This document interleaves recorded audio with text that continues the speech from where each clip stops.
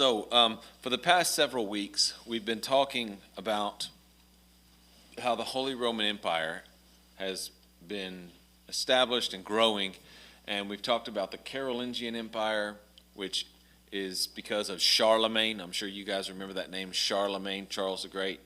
Very pious, very strong, dynamic leader, did some things that are not great, but did some things that were good.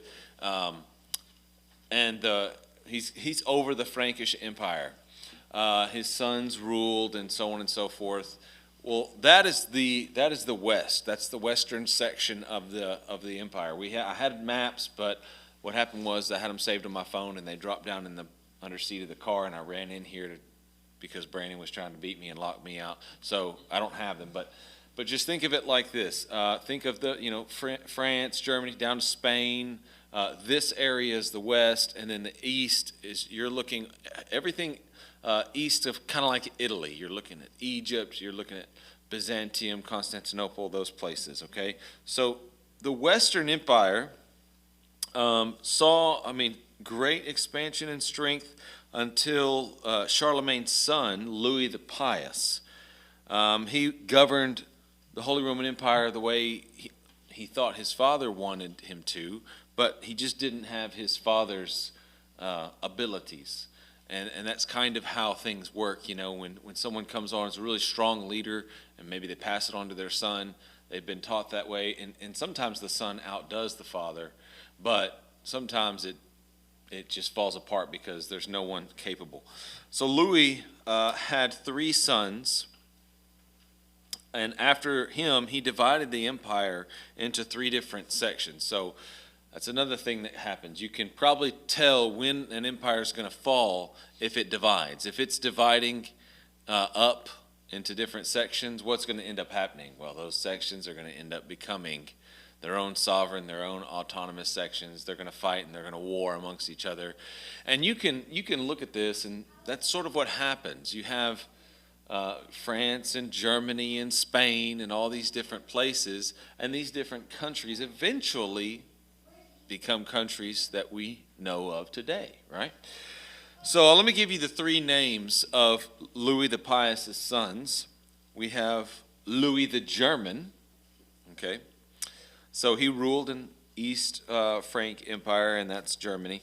Charles the Bald, and that's not a very flattering nickname, but he had France, okay, Western Frankish territory, and then another one named either Lothar or Lothair. I think it's Lothair, and he was the one who actually took on the title Holy Roman Emperor. Even though there's 3 of them, he took on the title. He ruled from the Rhine to Lombardy. He died in 855. The title began to pass down to German kings, and then eventually German tribal dukes began to reign. You may have heard of the phrase Dukes of Saxony.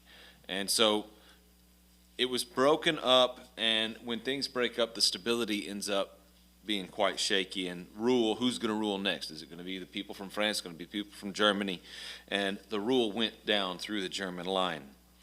I think there's some roots there all the way up to the Reformation. I'm going to have to check that. But like Luther had to appear before he had to appear before the emperor, he had to appear before the pope, and so on and so forth, or bishops and cardinals.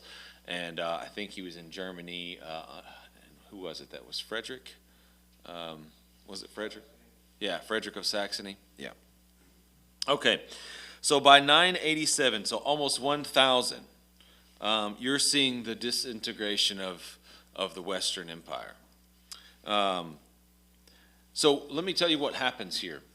You're seeing an empire kind of fall apart, at least the western part. Now, what that does is, you may say, well, what does that have to do with the church?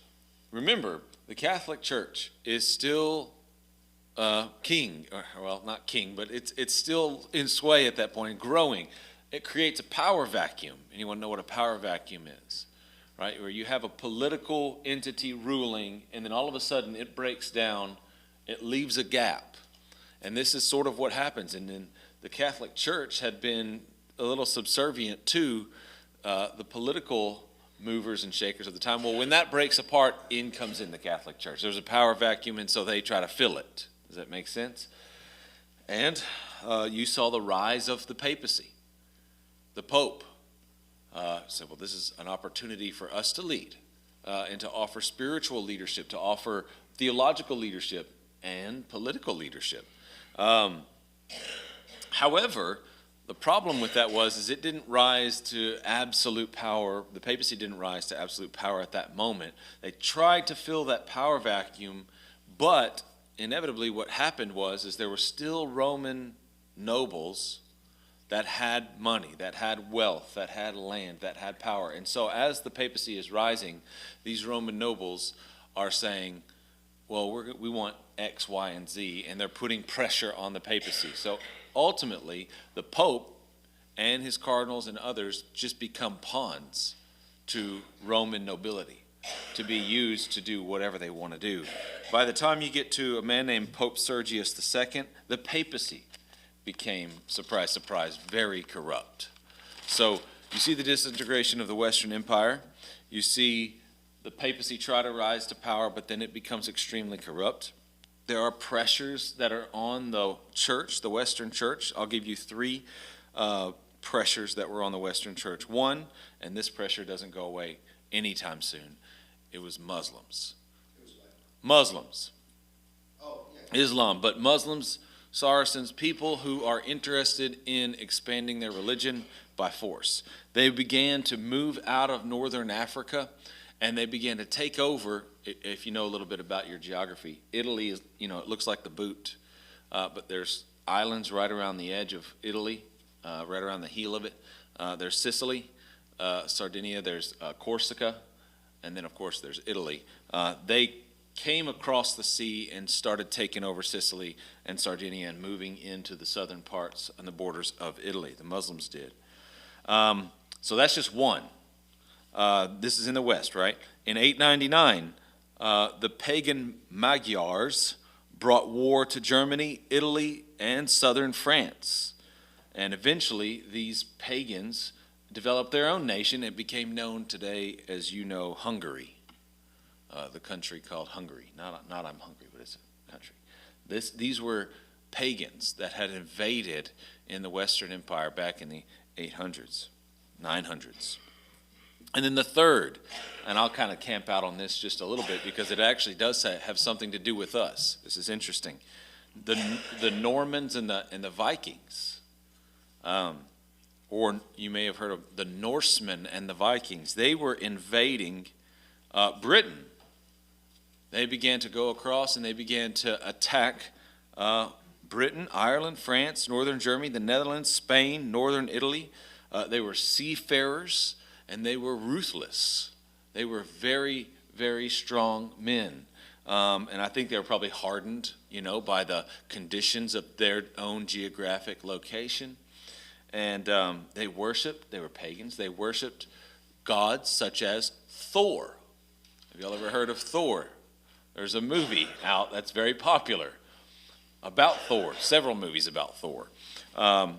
Tiwaz, and I think even Loki was a part of this too. Just so you know, some of these gods were worshipped, even though there's popular movies about them today. These Norsemen worshipped them. A little side note, this is interesting to me. C.S. Lewis read a lot of the Norse myths, and he loved them. He loved the stories. His favorite was Loki. Because, you had Odin, you had Thor, but Loki was his favorite simply because he could manipulate people with his mind. He was deceptive and he was trickery and he liked to manipulate people with mind. And I guess Lewis may have seen himself as wanting to use his mind. But anyway, that's a side note. All of these are attacking Western Christendom, Western Roman Empire. By the 9th and 10th century, our author says, were the dark ages of the church. It was just war, invasions. The papacy was corrupt. The end of the Carolingian line, the end of the Charlemagne's empire. It's splitting, and it's like, well, where is the church in all of this? Indeed, he says that people suspected in that area that by the year 1000, it would be the end of the world. It would be all over. Jesus would come back, and that's the end. They had a very dark, dismal outlook on how things were going. So, this is the Western Empire. So now I'm gonna shift gears. We're not gonna go into the 1000s yet with the West. Eventually, we're gonna get to the Reformation and all that. But let's shift back over to the East. Okay, there's the Eastern called Byzantine Empire. Now let me pause here. It was Byzantium. They had claim on Constantinople. The Byzantine, they didn't call themselves the Byzantine Empire. Okay, they called themselves the Holy Roman Empire. And so did the West. The West thought that they were the Holy Roman Empire. They were the legit empire. The East thought, no, we are. Okay, so they just saw themselves as Roman. The term Byzantine Empire was actually later given to this empire by church historians and history writers, historians, okay? So they understood themselves as being in the line of the Roman Empire, being a church. 17, let me give you some dates, 1717 through 1054 of the Eastern Empire was a time period of wars, expansion, and contraction. So they're doing this, and there are pressures coming on them from, just like the West, Muslims and other things. Crusades, we're going to talk about the Crusades, the Turks, the Arabs. They went to war with the Western Roman Empire. Probably the name that we should start with, the king or emperor that we need to start with the Byzantine Empire, is Leo, or Leo, however you want to say it. Leo the Isaurian, the Isurian, Leo the Isaurian. He's called the Isaurian because he's from a mountainous region in Isauria. I think he's also called Leo the Third. I'm not 100% sure on that. I think he's called Leo the Third. His dates are 717 to 741. What is he known for? Well, actually, he's known for something that's really important. He and his son. But he looked at some things and he thought, our worship here in the East is not good because we worship icons. And he started a movement that ended up having a massive impact on the church for about 120 years. And it was called the iconoclast movement, or iconoclast controversy. So I'll just talk a little bit about that before I kind of go on to talk about their wars and so on and so forth. So in the East, the Eastern Church had, and I think definitely still has, icons. Now, what are icons? Icons can be like statues or paintings. Maybe you might see them having like certain necklaces, but they would pray to them, or they would like put it on like a table or something, bow down and kind of, I don't know if they would say pray to them or maybe pray through them. They would sort of have, they see these icons as kind of a gateway into getting your soul into the heavenly experience or whatever. Leo thought this was not good. Okay, he thought this isn't really worship. We need to get rid of this, and so we started to destroy all the icons. This actually also happened in the Reformation. Some people thought, well, this is really not good, and they would take away even jewelry, like a cross necklace. No graven image. No image whatsoever. And so some churches, would have these beautiful paintings or pictures. They'd get rid of them. They'd burn them. Beautiful statues, they'd throw them down, break them, and so on and so forth. So the problem with this iconoclast controversy is it was so divided.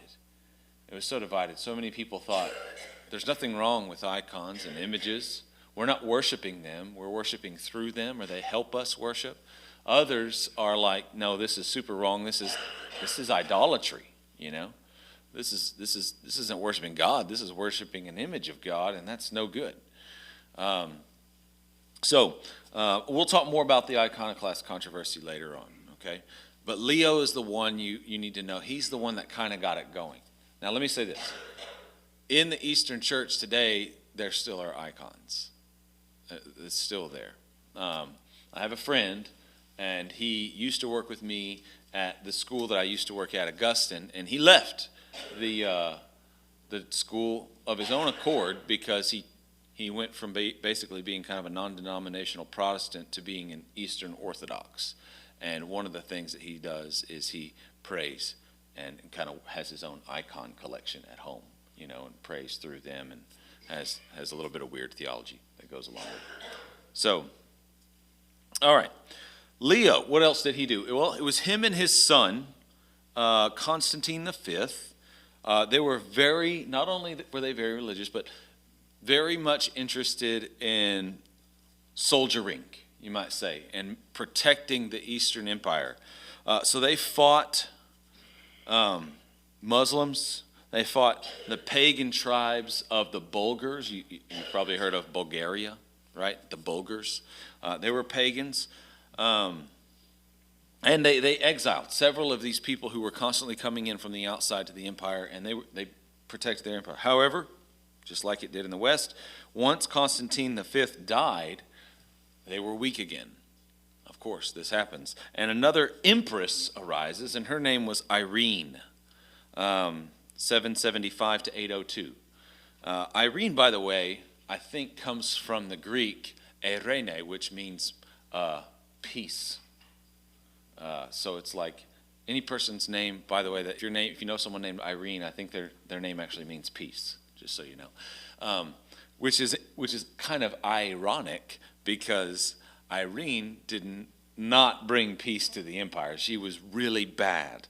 I don't know of many places in church history where they literally got rid of an emperor or an empress, but they did with her because her military and political exploits were an absolute disaster. In 781, she was crushed by the Arabs in Asia Minor. She allowed the Bulgars to come back in 792, and eventually they overthrew her from the throne, and the next three that came after her weren't much better. So it's kind of, again, expansion, and then this. It's doing this all the time. There was a leader, one of the Bulgarians. This was interesting to me, and he was one of the Bulgars, and he was a warrior leader, and he absolutely pummeled the Byzantine Empire. His name was Crumb, and you probably know that name from if you've seen the movies Harry Potter. If you've seen the movies Harry Potter, if you haven't seen them, that's totally fine. If you're against them, that's fine too. I'm just telling you this. There's a character in the movie, and he's from Bulgaria, and he plays as one of the leader dudes on the team, the Quidditch team, and he's really strong. And his name is Victor Crumb. Victor, in Latin, of course, means one who conquers. Crumb. I think J.K. Rowling is doing a play on this character because he's Bulgar. He's a warrior leader, and his name is Crumb, and that's the same thing that you get in the Harry Potter. He's a leader, he's the captain, and he's super strong, and he's Crumb, and he's from Bulgaria. So it fits. The shoe fits. I think it's fine to wear it. Anyway, after his death, Crumb just pummeled the Byzantine Empire. After he died, though, there was some peace. Great peace began to come to the Byzantine Empire after two dynasties began to come. First was the Amorian dynasty, but the next one was probably maybe some of you have heard this, the Macedonian dynasty. You may have heard of names like Basil I and Basil II. Basil I, his years were 867 to 886. He ushered in the golden age of strength and prosperity. He took back one of their holy cities, which was Antioch. Antioch was a very important city to so many Christians at the time because this is where Paul, Barnabas and so many of the apostles had been. They wanted to take back these cities, and we had Antioch, Alexandria, we had Jerusalem and Rome and so many others. Well, Antioch had been taken over, and they took it back during that time. We saw a great amount of art and sculptures and so on and so forth came about during this time. Basil II, 976 to 1025, he brought the Bulgarians into the kingdom and Armenia into the kingdom, into the Eastern Kingdom, and that eventually led to the establishment of those countries in those areas. We have even the Russians, especially the Russians who came from the Rus of Kiev, the Kievian Rus, they were converted largely because of the peace that they brought. Russia, believe it or not, historically speaking, was very well known for its overwhelming adoption of Eastern Christianity. Russia and Russians, they historically have beautiful, or had, I should say, I don't know how they have beautiful sanctuaries, churches, and so on and so forth. And Eastern Orthodoxy was the religion, and it dominated. I mean, of course, after later on, communism and other things, I'm sure it still is there in a residual sense, but people are atheistic and don't have that kind of worldview anymore. But a lot of it has to do with why were the Russians converted to Eastern Orthodoxy? Basil I, Basil II, because these good leaders from the Macedonian dynasty came in. Now, I want to tell you a little bit about Eastern Orthodoxy, and then that's where I'm going to close today. So, before I do, you and I are whether we realize it or not, we kind of fall in the line with the Western Christian tradition. Charlemagne, Carolingian Empire, the Protestant Reformation comes out of Germany. The way we think about God, the way we think about Jesus, the way we think about worship comes from the West. Okay? But the Eastern Empire, Eastern Orthodoxy, has a different way of looking at things. Like with icons, for example. I think some of you in here would probably say, like I would, icons, especially the way the Eastern Orthodox look at them, can be bad. That's probably I don't have anything wrong with wearing a cross around your neck or having a tattoo of the cross on your back or whatever. I mean, you can talk about these things. That's fine.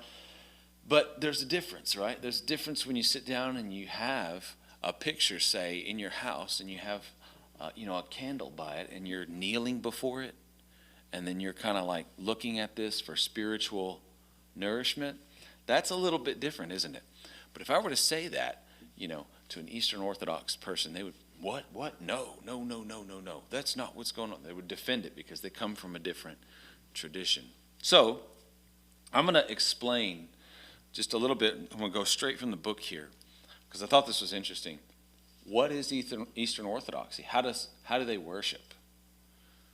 Okay, and how's that different than the way we worship? So, and there's so much I do want to talk about right now about this because I'm reading a book right now on the difference between the Eastern and the Western understanding of God, and it is really fascinating. So, the way that the Eastern Byzantine Empire used to worship has changed very little. So to present day, if you were to go all the way back to 900s, it's still similar. Now, that's actually one thing I like about it. Now, I don't like much about Eastern worship, but I like the fact that they just stuck with it. One of the things I hate about this is just so you know about Baptist history is Baptists are known by what we deny instead of what we affirm. We're constantly denying something and breaking off and then breaking off again and breaking off again.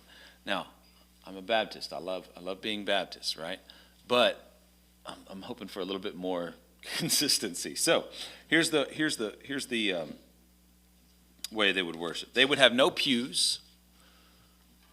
That would kind of be interesting for us. No pulpit, okay? No organ. or any other instrument at all. You would say there are no religious statues, but covering the walls is an abundance of flat, two-dimensional images of Christ, biblical characters, and Orthodox saints. So you see them all on the walls. And by the way, there is a little bit of a history here. Preachers used to tell the story of the gospel with pictures around the church because people couldn't read. So they would have the Bible story around, or you would see the Bible story painted and so on and so forth. But the pictures themselves are known as icons, okay? We'll talk about the controversy later. So the icons would often have an olive lamps burning beneath them.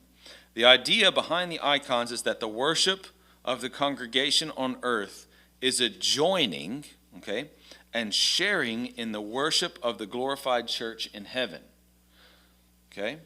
So the icons are a window. The paintings with the little lamps underneath are a window into the heavenly worship, revealing the presence of the saints and the angels. So you think of pictures like we have some frames right here, think of those as windows. Imagine, you have a picture of a saint there, whatever, and you're looking off through the window into the heavenly experience of the saints and the angels and the worship, okay? And they got the lamp burning there, and you're invited in through the window. Yeah, I think that's hogwash, but okay. So it is in company with those people or beings, and with the help of their prayers, that believers on earth approach and worship the Trinity. Okay, so we are helped into the presence of the Trinity. An Orthodox church interior is divided in half by a step or a set of steps, and then an icon screen known as the iconostasis or icon stand is covered in icons. The icon screen separates the communion table from the rest of the church. He goes on to say historians are not sure when the separation first arose, but there's some evidence to suggest it dates back all the way to the 5th century. So the icon screen was at first simply a plain screen, but in the 9th century, after the controversy, the screen began to be adorned with, some icons, almost totally covering the screen with icons. And a later development, and perhaps developed later, where the whole thing was covered in icons, 14th, 15th century. The icon screen has 3 doors in it. Why would there be 3? There you go, signifying the Trinity. Okay, this is the Trinity, right? The middle door is a set of double doors called the holy doors. On the left of the holy doors is an icon of the Virgin Mary. On their right is an icon of Christ. These central doors then lead through, and that is interesting. Let me read that again, just so you are following here. So you got 3 doors. Okay.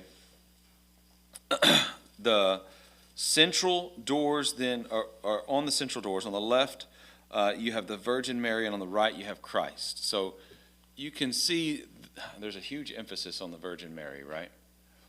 But in the central door, there are 2 other doors, and one's Christ and one's Mary. Okay, you can see how Mary is essential for the entrance into worship for them.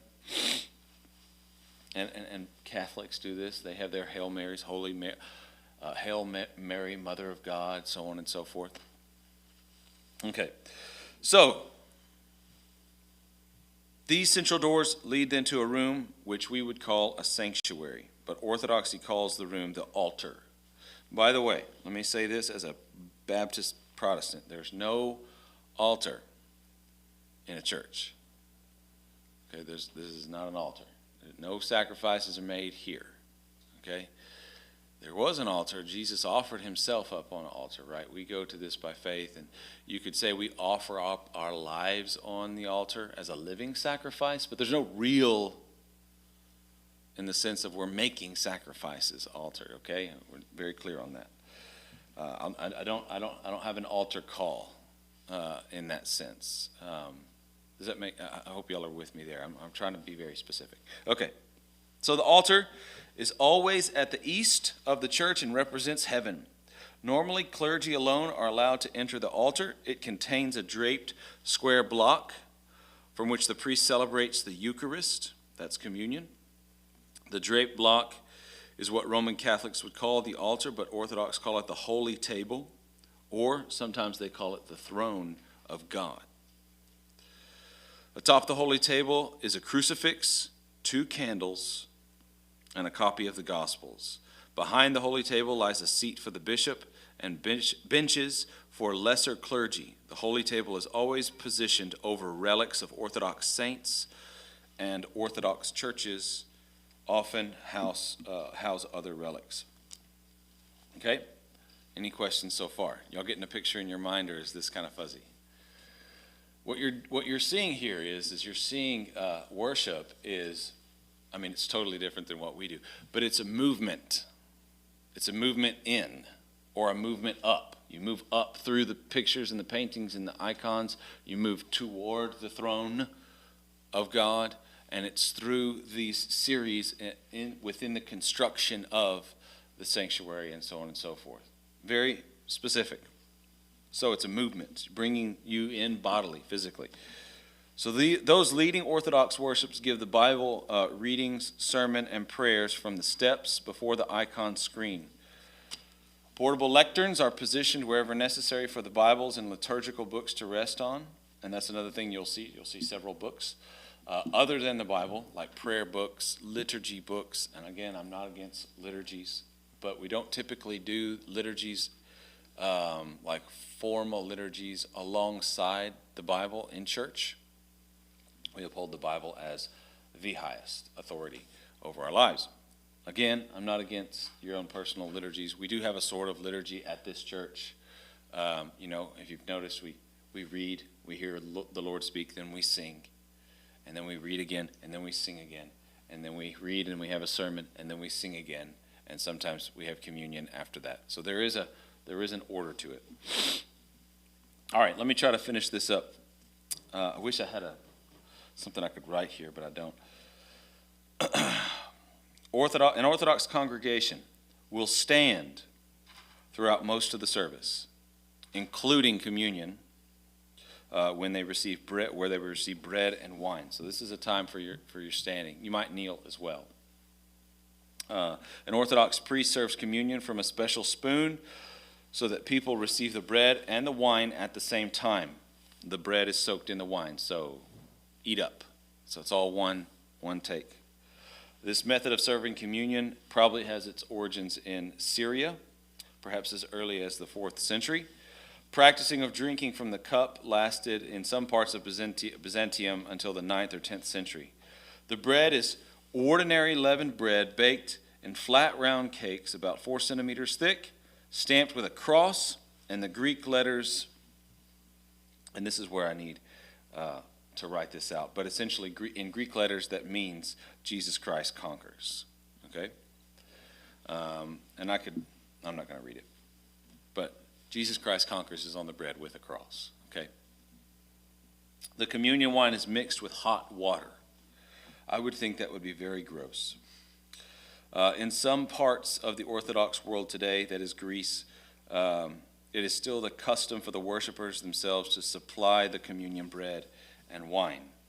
The East never went down. The East never went down the later Western path of withholding the wine from the laity. At the end of the communion service, those parts of the bread which were consecrated for the Eucharist use are handed out to all worshipers, including non-Orthodox. This bread is called the antidoron, which just simply means the gift in place of or the instead of gift. The same custom prevailed until recently in French-speaking Catholic churches. There's more I could say about this, about their worship. and perhaps we will cover that next time. I want to also dive into the iconoclastic controversy in more detail. But you can see that the idea of Eastern worship, it's less, I would say, word-centered. Okay, word-centered. So when you get to the Reformation, one of the things that you get from Martin Luther is sola scriptura, so Scripture alone. Now this has a huge effect on the church. When we come to church, one of the main things you get is the preaching of the word. The preaching of the word. You need to hear the word, the word, the word.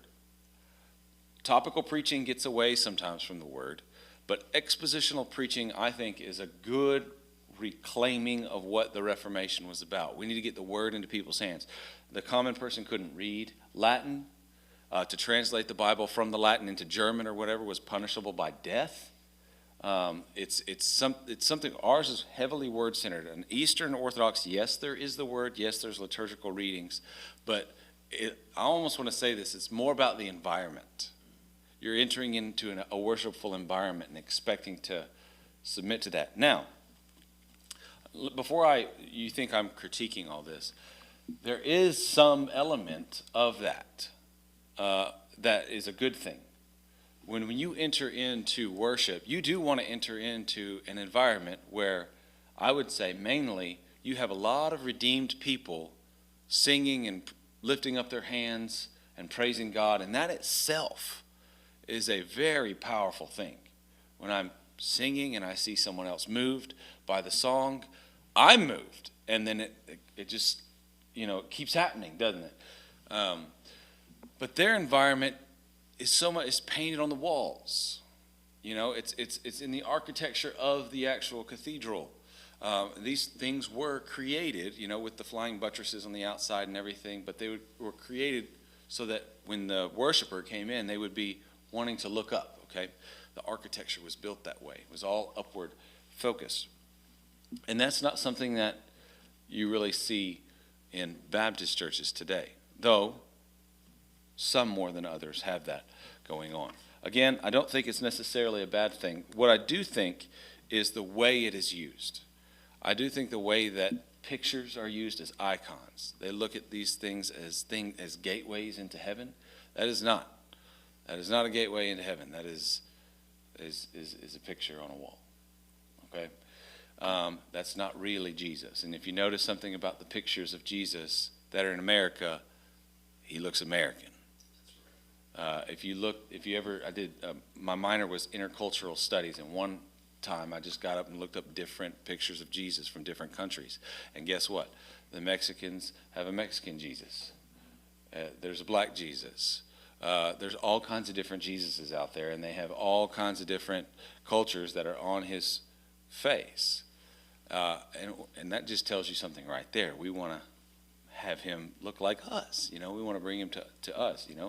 The best Jesus out there, right, is the brown hair, blue eyes, 6'2", well-built carpenter. That's the American Jesus, American dream Jesus, you might even say. I saw one picture of Christ where they said he probably looked like this, and he was, kind of dark hair, really tan face, and you couldn't pick him out of a lineup. And I'm like, that's probably closer. There's no telling what he looked like. Point is I've been to Greece. I've been to kind of an Eastern Orthodox monastery. Walked into these rooms myself, and it is exceptionally cultish, unbelievably cultish. Even the feel, like when you're walking in there, it's not so much I'm preaching to you the gospel. It is uncomfortable. At least it was in that monastery. It was off-putting. Paintings were covering the entire walls. Now, beautiful stuff, but it's like, what are we doing here? Why this? It's like, could we paint all the walls white and you still worship the Lord? If not, I think that's a problem. Could we get rid of everything here and you still worship the Lord? If not, that's a problem. So, and I think it is. I think it is. I think that there's a sense in which the icons that characterize a lot of this worship, and I'll say the architecture, the paintings, they can't worship properly without it. I think that needs to be critiqued. Okay, any thoughts or questions there? You said, a little while ago, I believe you said Protestantism derives from the Western Church. Now, the Western Church, you correct me if I'm wrong. I think what you were saying is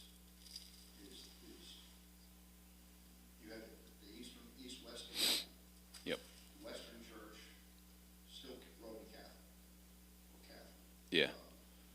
And through the Reformation, that's what Protestantism is coming, is what you were saying. Yes, and the way we think about Jesus. When I say Jesus is one person, two natures, that's kind of a Western thing.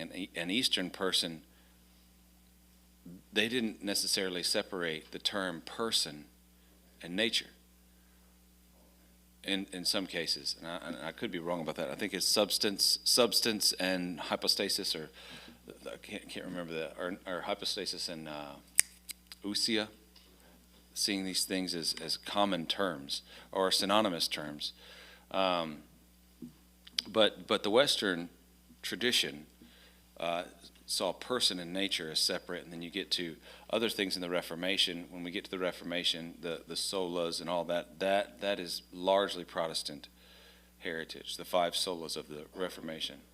So yeah, I would say that is kind of where most Protestant churches find themselves. But again, there's a movement right now among Protestants. They're trying to go to the East. They're bringing in more Eastern influences into their understanding of worship and who God is, and so on and so forth.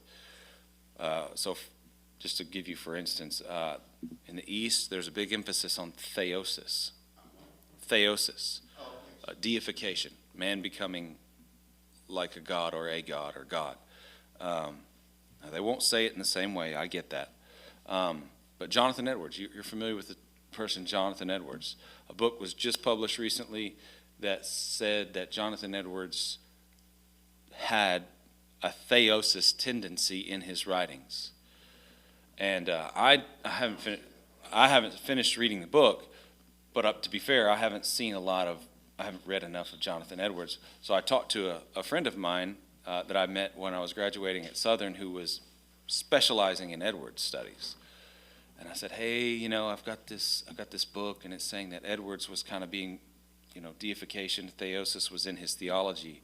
What do you think about that? And he goes, they're right. And I was like, and I trusted him because he said, Jonathan Edwards got so much right, but then there are times where he started speaking this way, and it's like, why are you doing that? Why are you doing that? And I don't know what he was referring to, because I haven't read as much as he has, but it's interesting that these books are kind of being published. And when that book came out, I looked at the title, I was like, you got to be kidding me, not Jonathan Edwards. But people are kind of celebrating this to some degree and trying to see more of a marriage between East and West. So the term Western civilization, I always thought of it as Christian, as primarily Protestant. In other words, if you look at, Europe is so, it's kind of crazy right now. Mm-hmm.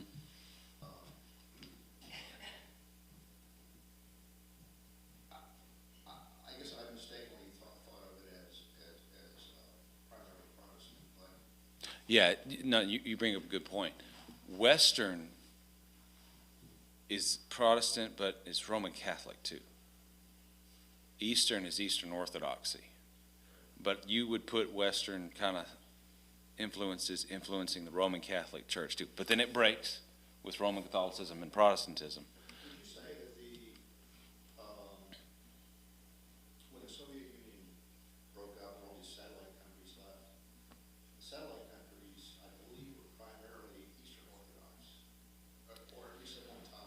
Yeah, that I haven't read enough Now, what's on, interesting. to comment at all on that. What's kind of interesting, I can't remember what country, I don't know if it was Romania or what country, but what was interesting is communism suppressed Christianity. Mhm. But it suppressed essentially Catholicism.